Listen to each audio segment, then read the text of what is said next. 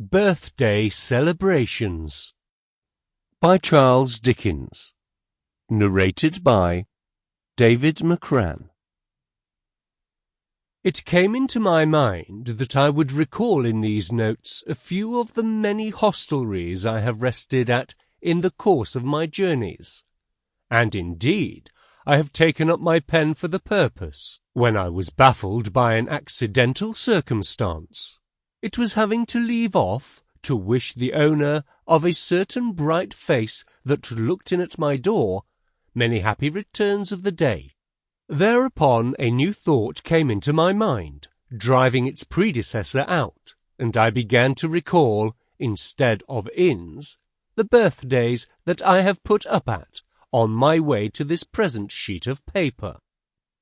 I can very well remember being taken out to visit some peach-faced creature in a blue sash and shoes to correspond, whose life I supposed to consist entirely of birthdays.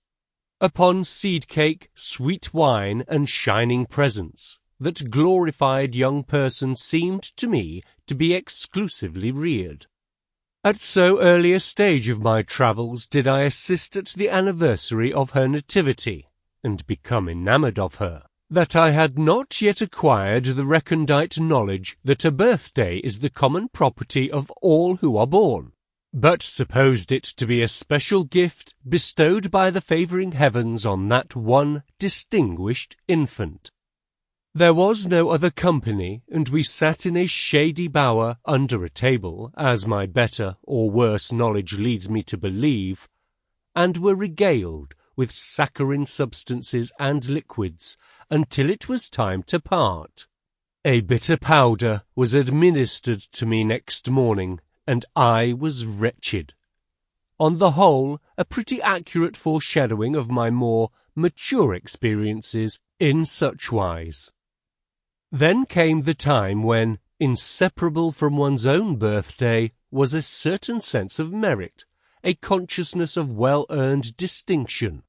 When I regarded my birthday as a graceful achievement of my own, a monument of my perseverance, independence, and good sense, resounding greatly to my honour.